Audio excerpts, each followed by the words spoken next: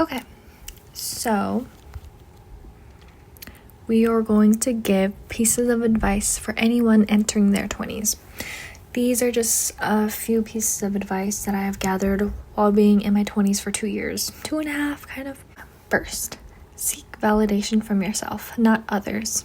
I just think that when you constantly look for the approval of others, you kind of neglect yourself, which kind of increases your risk for depression and other feelings of inadequacy long term.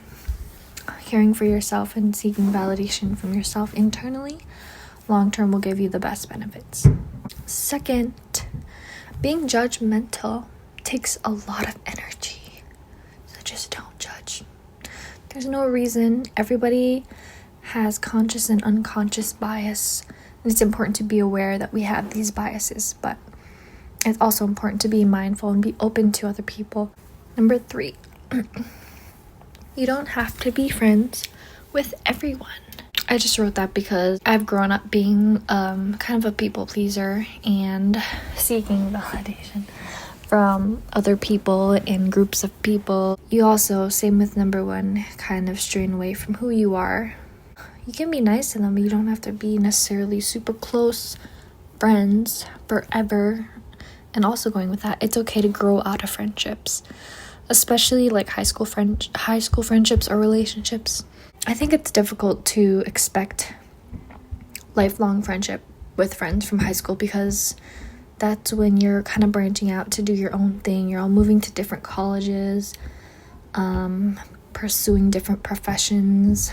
So it's inevitable for change, you know. Number 4, set boundaries and voice your emotions. I think that's kind of self-explanatory. If you don't set boundaries for yourself, then you'll get overworked, overstimulated, and won't be good for your mental health. You'll just fall and trickle into this continuous cycle of depression and anxiety and just not taking good care of your emotional health. And the second part of that is voicing your emotions. This one's kind of a bigger one that I've noticed with our generation, or at least on social media, where we are trying to expect people and our partners to know how we're feeling or thinking, but nobody will know unless you will tell them. Number 5, if you want something, get it. That one is so self-explanatory too. Like, if you want that new car, go get it. Go work hard for it, go get it. If you want that bag after a few paychecks, just go buy that bag. If you want a good education and get a good degree, just do it. I don't really see anything holding you back. I know sometimes there are financial reasons why you can't do those things, but there's always different ways to look at it, or alternate ways you can get to a similar destination, but you just don't want to wallow in your sadness and regrets. Just go do something. Go do it. Another note that I have is you can't get what you're too afraid to ask for. So ask for that promotion. The worst they'll say is no, right? Number 6. I just wrote down priorities, as in your priorities will change as you grow up. We are in this new decade, so priorities that have changed for me are like, my number 1 is self, because I have grown up with a lot of trauma, emotional trauma, that I've been trying to recuperate my feelings and understand where I'm coming from.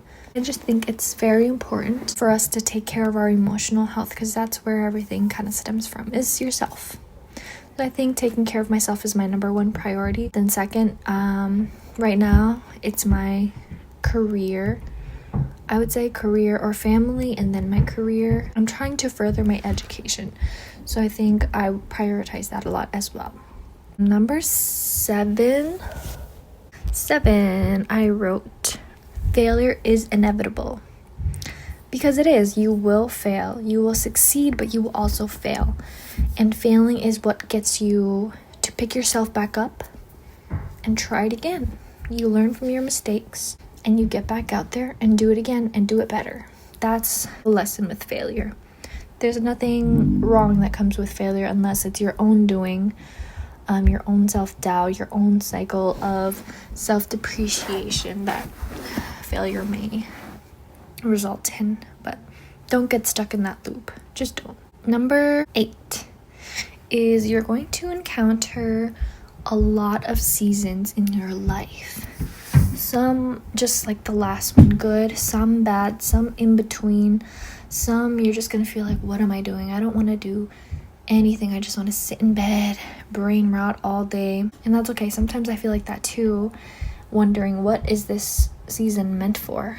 And then I think, okay, well, maybe it's me needing to rest and recharge and really think about and reflect on what the last season has brought me. So just indulge in every season of your life and be grateful and thankful.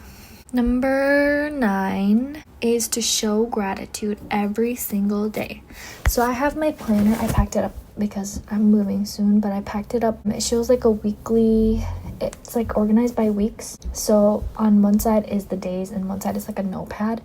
And then on the notepad side, I write like 5 to 7 things I'm grateful. And then in a list at the end of the week, I just list things that I'm super grateful for and that I wouldn't have gotten anywhere without these things or these people or through my struggles.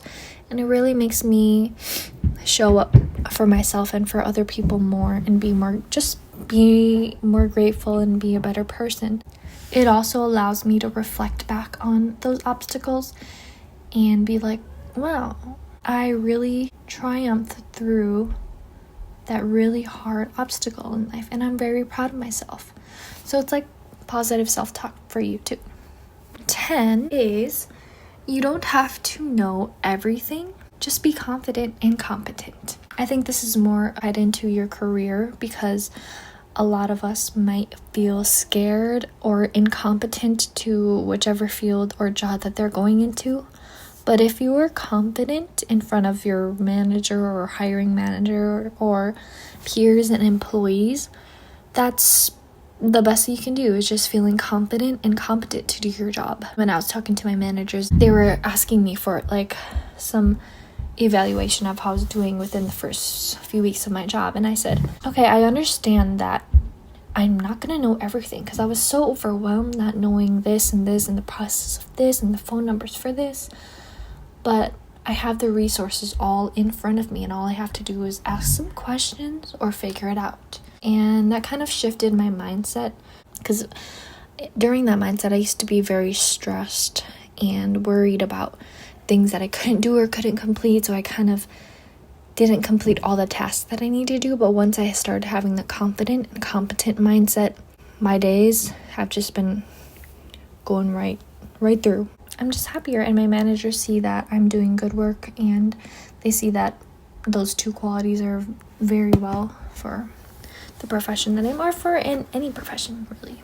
11 is being intentional.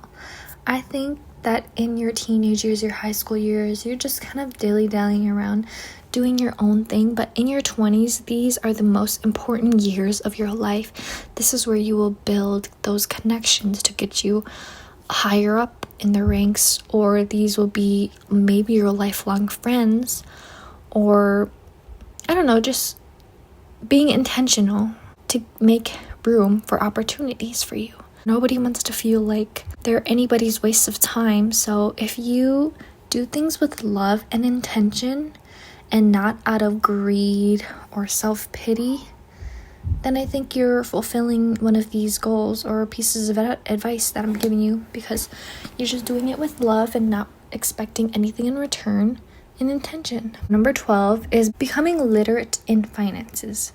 So knowing what a credit card is versus a debit card. I know so many people my age still don't know the difference between a credit and a debit card. So credit card is a credit card where you build credit, and a debit card is just where you just have like your checkings and savings account. You don't build credit from your debit card. And then other things are like opening a high yield savings account for possibly long-term housing options, or just a long-term savings account. Investing, I was very interested in finance when I graduated high school, so I researched a lot of different things about finance, which is why I kind of have a little understanding of finance, which is why I wish everybody knew about this, because it not only is a career path for some people, but it can help everybody our age. And I feel like everybody our age should know this, because so many people are irresponsible with their money and don't know how a credit card works or don't think long term. The last thing about the financial things are opening either a Roth IRA or a 401k. That's just your retirement savings. And the last one, number 13, is just doing what makes you happy. I know in high school, in the previous years, we would do things kind of just following the crowd or doing things to make our parents proud. But now you are an adult. You have your own free will to do whatever makes you happy. If you're in a situation that you're not happy in, turn that around and make that situation happier, or go find things to do, like some hobbies or exercising, or go on a trip with your friends or family, and just do what truly makes you happy. All right, bye now.